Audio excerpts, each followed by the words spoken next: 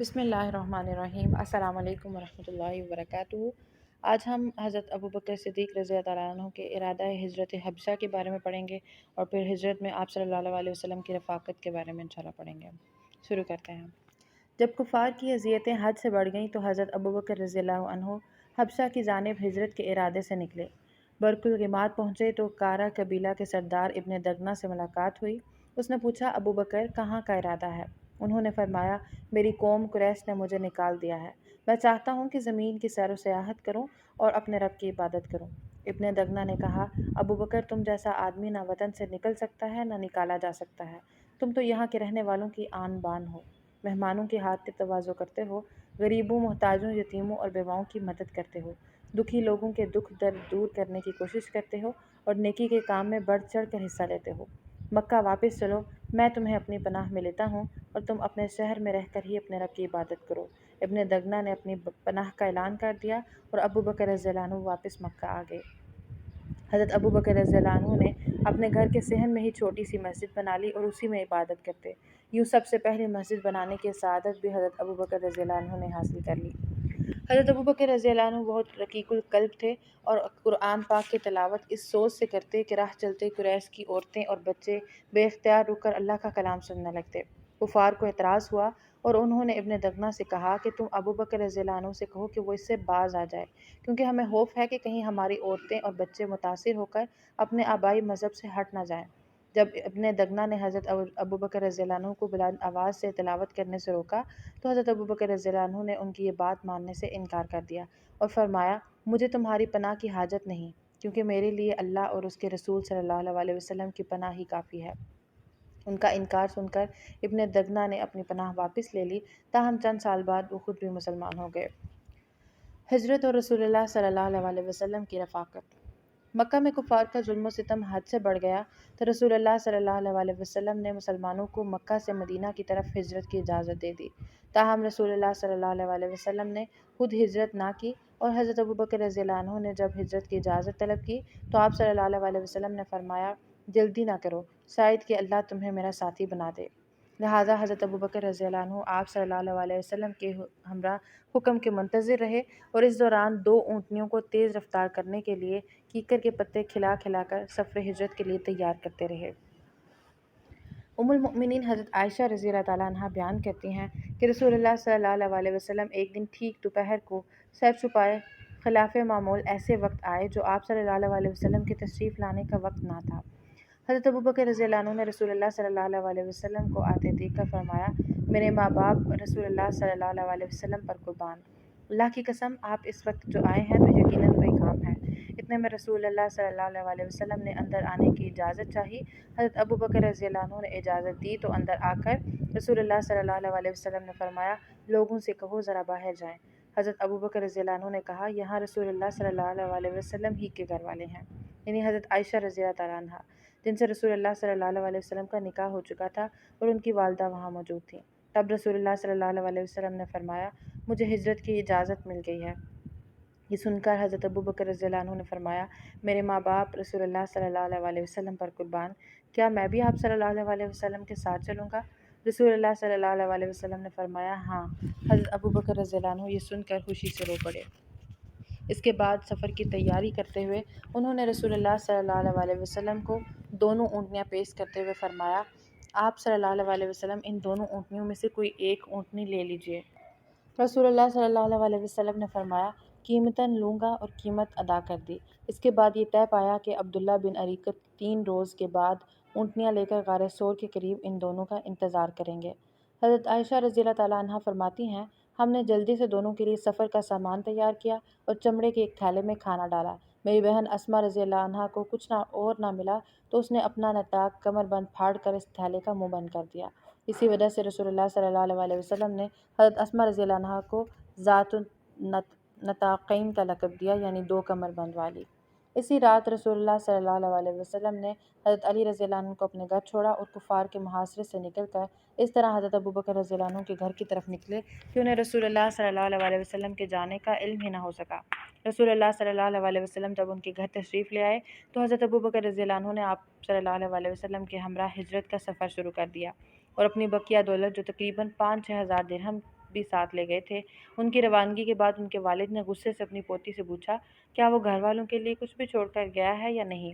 تو ان کی ذہین بیٹی حضرت اسماء رضی اللہ عنہا نے چند پتھروں پر کپڑا بچھایا اور دادا جن کی بینائی کافی کم ہو چکی تھی ان کا ہاتھ اس پر پھیر کر ان کو مطمئن کر دیا کہ ان کے والد گھر والوں کے لیے بہت کچھ چھوڑ کر گئے ہیں۔ دوران سفر کبھی حضرت ابوبکر رضی اللہ عنہ رسول اللہ صلی اللہ علیہ وسلم کے آگے ہو جاتے، کبھی پیچھے۔ رسول اللہ صلی اللہ علیہ وسلم نے سبب پوچھا تو کہا کہ جب میرے دل میں یہ خدشہ ہوتا ہے کہ کہیں دشمن سامنے سے نہ آ جائے تو آپ صلی اللہ علیہ وسلم کے آگے آ جاتا ہوں، پھر جب یہ شک ہوتا ہے کہ کہیں کوئی دشمن پیچھا نہ کر رہا ہو تو آپ صلی اللہ علیہ وسلم کے پیچھے ہو جاتا ہوں۔ یہ واقعہ بھی حقیقی دوست کی سچی جانثاری کی دلیل ہے۔ مکہ کے جنوب مشرق میں 5 کلومیٹر کے فاصلے پر جبل ثور ہے۔ اسی پہاڑ کی حاصل بلندی پر ایک غار واقع ہے جس میں دونوں ساتھیوں نے بالآخر اس رات پناہ لی۔ حضرت ابوبکر رضی اللہ عنہ نے رسول اللہ صلی اللہ علیہ وسلم سے پہلے غار میں پہنچ کر اسے خوب صاف کیا اور تمام سوراخوں کو بند کر دیا۔ تاہم ایک آخری سوراخ کو بند کرنے کے لیے ان کے پاس کچھ نہ بچا تو اپنی ایڑی اس پر رکھ دی کہ کوئی موذی چیز اس میں سے نہ نکل آئے۔ رسول اللہ صلی اللہ علیہ وسلم چونکہ تھک چکے تھے اس لیے جلد ہی حضرت ابوبکر رضی اللہ عنہ کے زانوں پر سر رکھ کر سو گئے۔ اسی سوراخ سے حضرت ابوبکر رضی اللہ عنہ کو کسی بچھو یا سانپ نے ڈس لیا، مگر شدت تکلیف کے باوجود وہ ہلے تک نہیں کہ کہیں رسول اللہ صلی اللہ علیہ وسلم جاگ نہ جائیں۔ تاہم ضبط کے باوجود آنسو کا قطرہ رسول اللہ صلی اللہ علیہ وسلم پر گرا تو آپ صلی اللہ علیہ وسلم جاگ گئے اور رونے کی وجہ دریافت کی۔ حضرت ابوبکر رضی اللہ عنہ کے بیان کرنے پر آپ صلی اللہ علیہ وسلم نے اپنا لعاب ان کے پاؤں پر لگایا جس سے زہر کا اثر ختم ہو گیا۔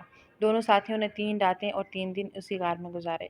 حضرت ابوبکر رضی اللہ عنہ کی ہدایت کے مطابق ان کے بیٹے حضرت عبداللہ دن بھر کفار مکہ کی باتیں سنتے، رات کو چھپتے چھپاتے غار ثور میں آ کر رسول اللہ صلی اللہ علیہ وسلم اور اپنے والد کو کفار کے ارادوں سے مطلع کرتے، پھر رات ہی کے پچھلے پہر مکہ واپس لوٹ کر اگلی صبح قریش کے لوگوں کے درمیان ایسے رہتے گویا وہ رات بھر مکہ ہی میں تھے۔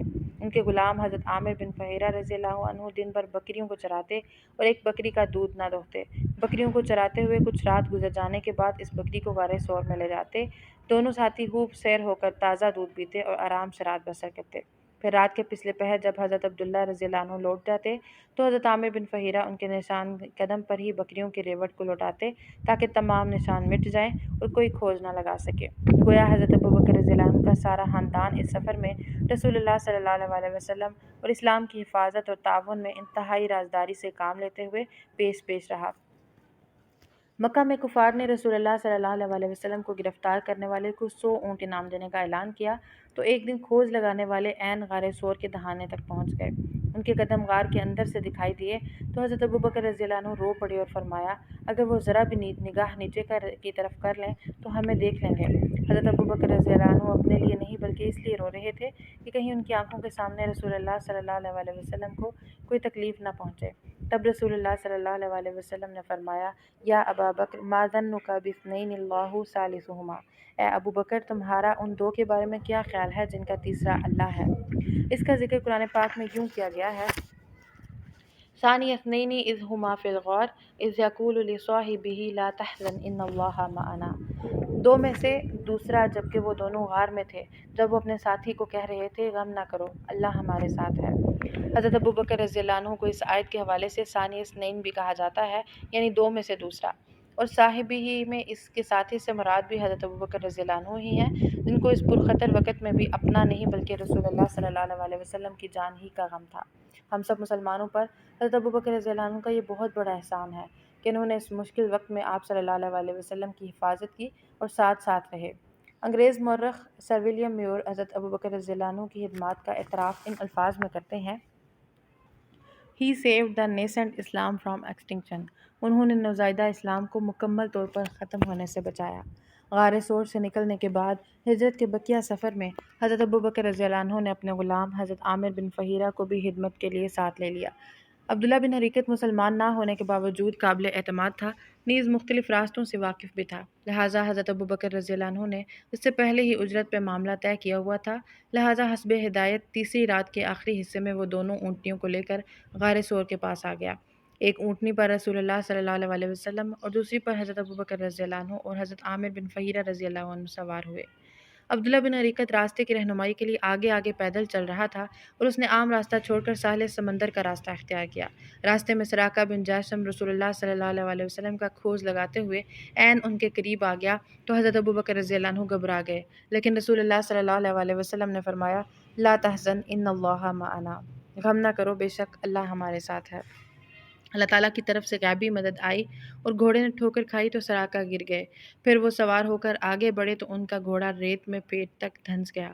تب سراقہ اپنے غلط ارادے سے باز آئے، رسول اللہ صلی اللہ علیہ وسلم سے امان طلب کی۔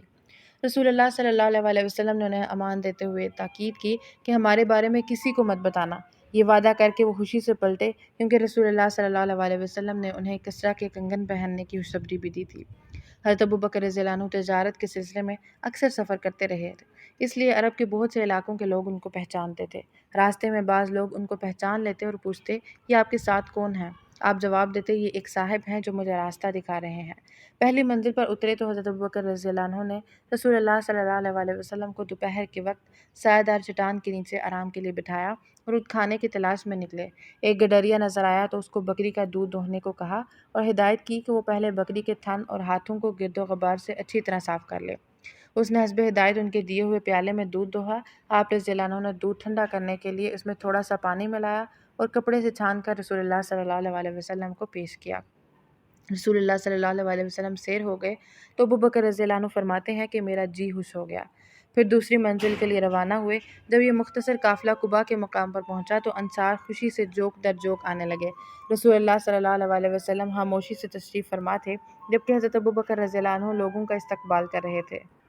چند انصار جنہوں نے رسول اللہ صلی اللہ علیہ وسلم کو پہلے نہیں دیکھا تھا، غلطی سے حضرت ابوبکر رضی اللہ عنہ کو نبی صلی اللہ علیہ وسلم سمجھ کر ان کے گرد جمع ہونے لگے۔ جب سورج سامنے آ گیا تو حضرت ابوبکر رضی اللہ عنہ نے اپنی چادر سے رسول اللہ صلی اللہ علیہ وسلم پر سایہ کر دیا۔ اس طرح لوگوں نے رسول اللہ صلی اللہ علیہ وسلم کو پہچانا۔ قباء میں چند روز قیام کے بعد آپ صلی اللہ علیہ وسلم اور آپ صلی اللہ علیہ وسلم کے ساتھی مدینہ تشریف لے آئے۔